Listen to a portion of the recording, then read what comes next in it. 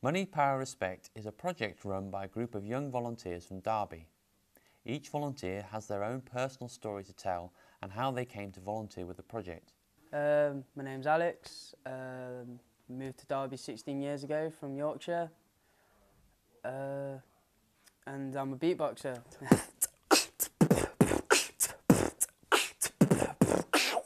Dyslexia was a hard point in my life. School was really hard for me because teachers didn't understand what I was going through. They used to think that I was just being stupid. They'd be like, why aren't you doing your work? I'd be like, I actually can't do it, it's hard. It's hard for me to read, it's hard for me to spell. I'm kicked out of college, school for like 2 weeks, like at least every year. And I got into a lot of trouble when I was a kid, hanging around with the wrong people, doing the wrong stuff, didn't like it. My name's Sean, I'm 24 years old, lived in Derby all my life. Don't come from what you call a privileged background. Absent father, mother was in jail for like nearly a decade of my life. Obviously been through some bad stuff, but I got into music and music's really helped me. I think it's like my therapy. Well, my name's Carnage, I'm 22, I'm from Derby. Coming from where I came from, which was around Allington, things weren't very easy. It's been really hard, especially with all the life and the trouble and the police and, you know, all that behaviour. So it was really nice to come here and do something different with my time. The NPR project was created to help the volunteers understand the issues affecting them and how they can take positive action to change them.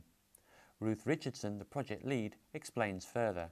Specifically, the context that we're living in at the moment, the financial problems facing vulnerable groups in our society, and equally so if we look at young people and how youth unemployment is so high, if you're a young person that grew up in a difficult environment and faced obstacles at a very early age, you know, which might have meant that they didn't get the best education, or they might have had some run-in with the law, or they might have, you know, been stereotyped and labelled as a result.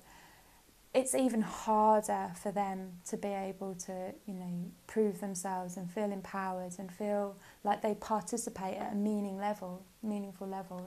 The NPR project doesn't just aim to help young volunteers to become positive role models.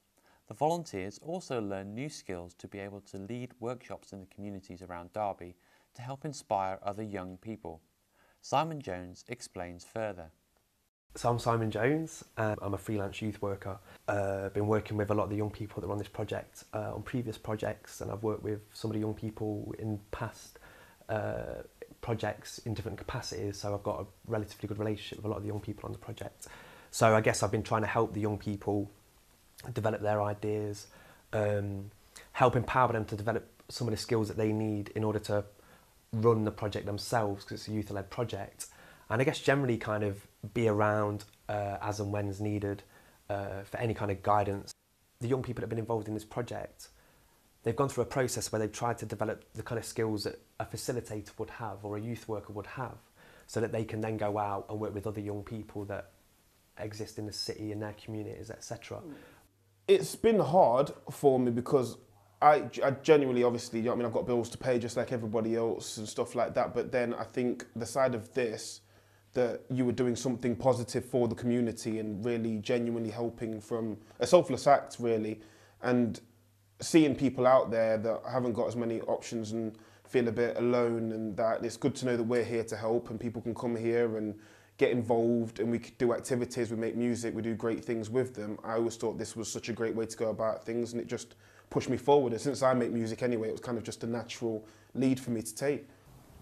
I decided to get involved with volunteering because I've had previous jobs, and to me it's never really been about the money. I want to find something that I love doing, and the volunteer work, knowing that you can actually help someone that was in my position before, it's really inspiring to myself on a personal level, but I feel we can touch a lot of other people.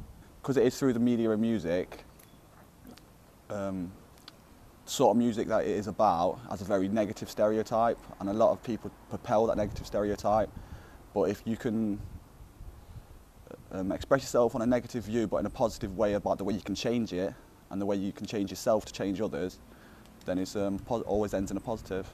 Overcome fears of my spellings and my reading and it's helped me a lot more because like I've started writing a couple of bars, and that's helping. This programme, what I'm in now, I feel a lot more confident with myself.